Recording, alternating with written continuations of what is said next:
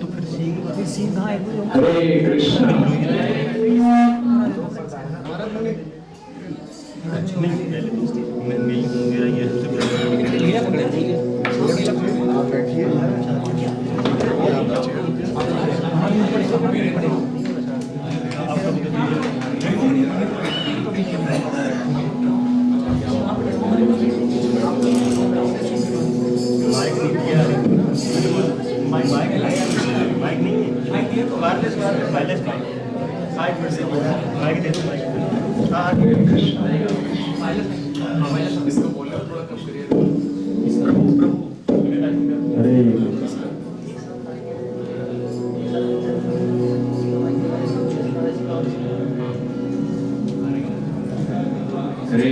हरे कृष्ण कृष्ण कृष्ण हरे हरे, हरे राम राम राम हरे हरे। श्रीनिवास भगवान की जय, नारायण भगवान की जय। बहुत समय पहले की बात, जब कलयुग की शुरुआत होने वाली थी, भगवान ब्रह्मा बहुत ही चिंतित थे और सभी देवताओं के साथ इष्टा गोष्ठी कर रहे थे। चलिए जानते हैं उनकी परेशानी की वजह।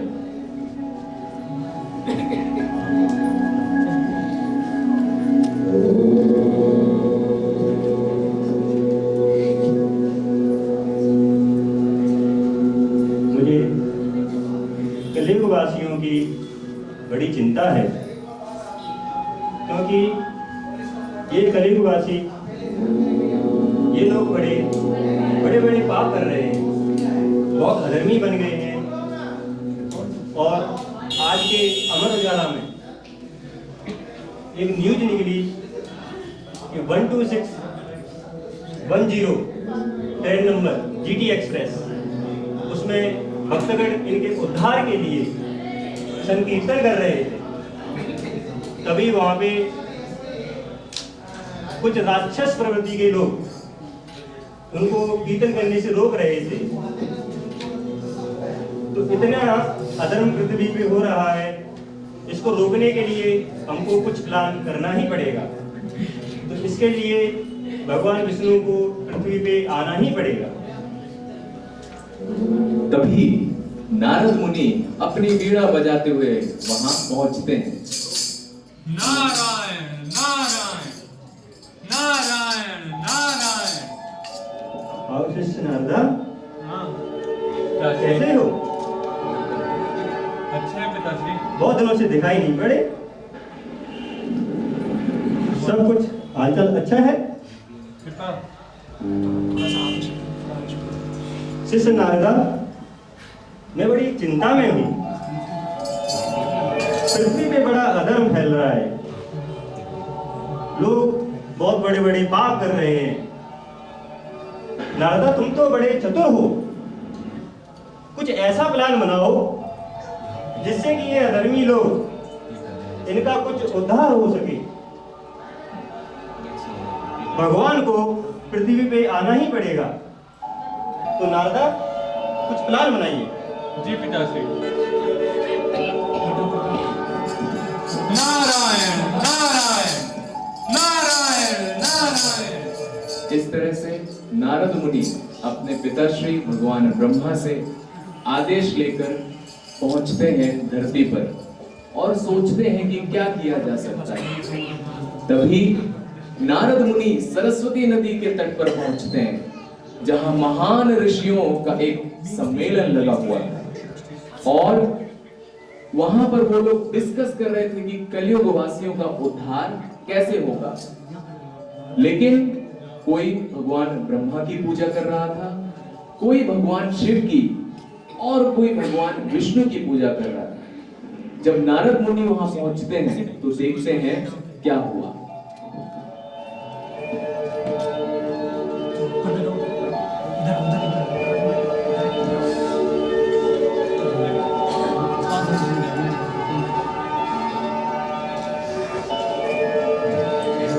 नारायण नारायण नारायण नारायण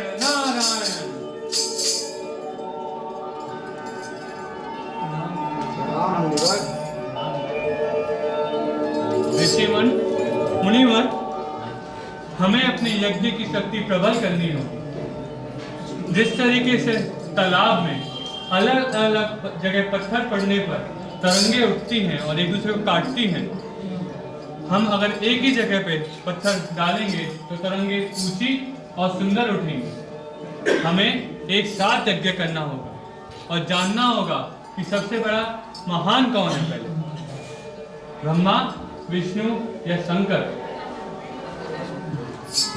मेरा मानना है कि शंकर सबसे सर्वोच्च भगवान है। विष्णु ही परम भगवान, और कौन? ब्रह्मा ही परम भगवान है, और कौन? हमें देखना होगा कि हमारे परम पिता ब्रह्मा, सृष्टि के नाशक शंकर या सबसे शक्तिमान भगवान विष्णु, कौन परम भगवान है, कौन ये कार्य करेगा, ये पता करने का कौन सबसे महान है। ये नारद मुनि, मुझे मेरे अंदर ये योग्यता नहीं है। सभी ऋषियों मुनियों ने ऐसा डिस्कस करने के बाद इस निष्कर्ष पर पहुंचे कि ब्रह्मा जी के पुत्र भृगु मुनि ही इस काम को कर सकते हैं। प्रणाम मुनिवर, आप सभी ने जो मुझे कार्य सौंपा है इसके लिए मेरे में सामर्थ्य तो नहीं है, परंतु मैं फिर भी इसका प्रयास अवश्य करूंगा। प्रणाम। नारायण नारायण नारायण नारायण। अब भृगु मुनि सोचते हैं कि किस तरह से ब्रह्मा, विष्णु और महेश की परीक्षा ली जाए, और ये सोचते हुए सबसे पहले वो पहुंचते हैं ब्रह्मलोक, ब्रह्मा जी की परीक्षा के लिए।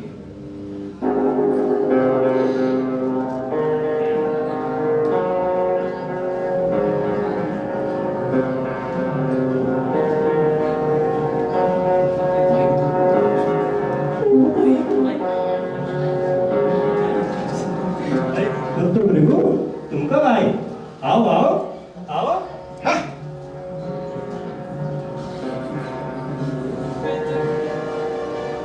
इस तरह से भृगु मुनि देखते हैं कि ब्रह्मा जी कुछ नाराज दिखाई दे रहे हैं। अगर ये नाराज हो गए और इतनी छोटी सी बात से व्याकुल हो रहे हैं तो शायद ये उतने महान नहीं है। अब सोचते हैं कि भगवान शिव के धाम कैलाश पर्वत जाना चाहिए, तो इस भाव से भृगु मुनि पहुंचते हैं कैलाश पर्वत और वो परीक्षा करना चाहते हैं भगवान शिव की, क्या वो महान है। वहां भगवान शिव तपस्या में लीन थे और पार्वती मैया उनकी सेवा कर रही थी।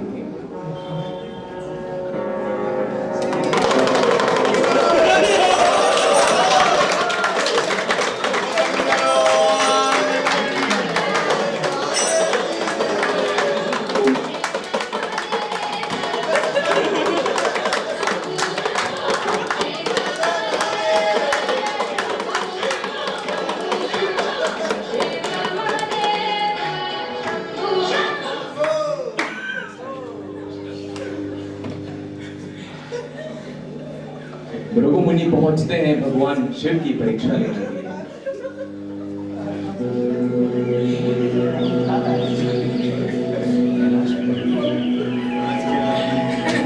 देवी पार्वती, देखिए आज कैलाश पर्वत पर कौन आया है। मुनिवर भृगु, प्रिय अनुज भृगु, आज कैलाश पर्वत पर तुम्हारा बहुत दिनों के बाद आगमन हुआ है। रुक जाओ तुम वहीं, शमशान वासी, शमशान घाट की राख लगाने वाले। बस भृगु, वहीं रुको। इससे आगे एक शब्द भी अगर तुमने बोला तो आज ये तुम्हारा अंतिम दिन होगा। चुप हो जाओ। सांप और बिच्छुओं के साथ रहने वाले हम शतोगुणी ब्राह्मण से तुम गले लगोगे। देवी पार्वती, कहाँ है मेरे त्रिशूल?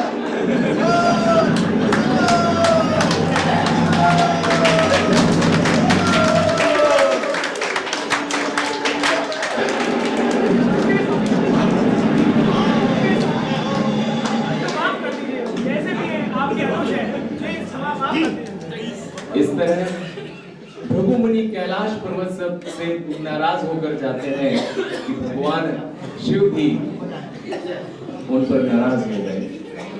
शायद ये भी महान नहीं है। अब ये सोचते हुए सबसे कठिन काम, वो जाते हैं वैकुंठ लोक और नारायण की परीक्षा लेते हैं। तो आइए देखते हैं वो क्या करते हैं।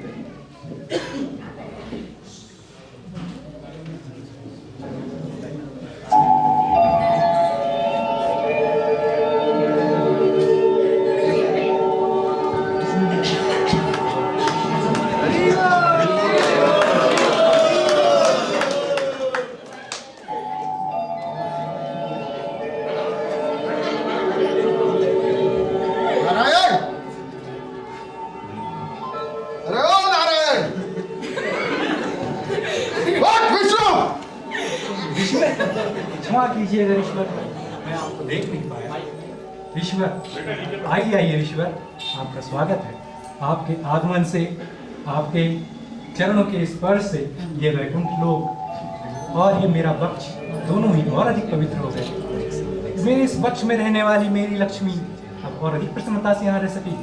परंतु ऋषिवर, वे आपके कमल के समान कोमल चरण मेरे इस वज्र के समान कठोर वक्ष के संपर्क से कहीं चोटिल हो गए। आइए मैं इनकी सेवा करूं। हे प्रभु, प्रभु। इस प्रकार हम देखते हैं कि ब्रह्मा जी नाराज हो गए और भगवान शिव भी भृगु मुनि को मारने के लिए दौड़े। तो मैं भक्तों आपसे पूछना चाहूंगा कि क्या लगता है कौन है सबसे महान?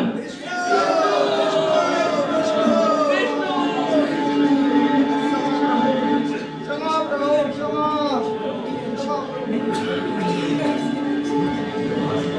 अरे दुष्ट, तुझे नहीं पता कि ये कौन है?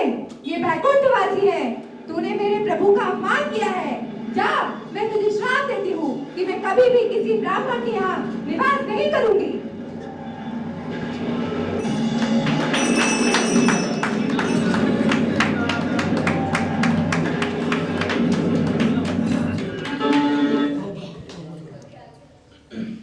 हरे कृष्ण। इस प्रकार हम देखते हैं कि ब्रह्मा जी की मनसा और नारद मुनि का उद्देश्य पूर्ण होता है, लेकिन लक्ष्मी जी इस अपमान को सह नहीं पाती और उस वक्त कुछ न कहने के अपराध का प्रायश्चित करने के लिए तप करने धरती पर आ जाती हैं। भगवान उनको ढूंढते हुए धरती पर आते हैं और हमें दर्शन होते हैं भगवान श्रीनिवास के।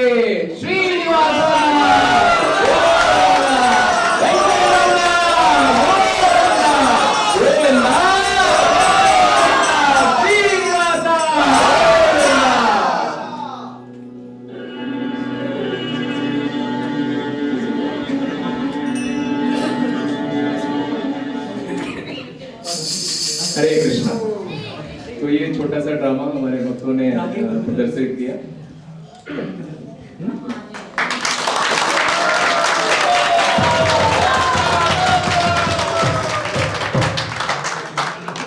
हरे कृष्णा। तो लास्ट में हम थोड़ा कैरेक्टर्स को इंट्रोड्यूस करा देते हैं जिन्होंने काफी मेहनत किया 2 दिन से कि इस ड्रामे को बहुत अच्छा बना सकें और आपको एक भृगु मुनि पास टाइम का फील दे सकें। तो सबसे पहले हमारे बीच में है भगवान नारायण प्रभु जी, सौरभ प्रभु जी और पूजा माता जी। फिर उसके बाद शिव जी। शिव जी कहाँ है? हमारे ब्रह्मा जी, पार्वती जी, ब्रह्मा जी, हमारे रवि प्रभु और भृगु मुनि डॉक्टर विनोद मुनि और नारद मुनि ओमन प्रभु। इसके अलावा हमारे नैमिषारण्य के सेजेस भी थे, डॉक्टर राम प्रभु, रविंद्र प्रभु, वीरेंद्र प्रभु।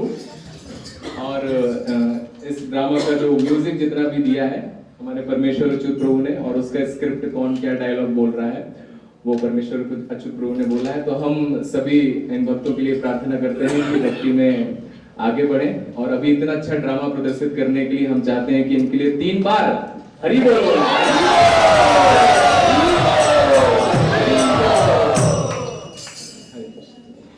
हमारे डायरेक्टर अभिषेक प्रभु जी ने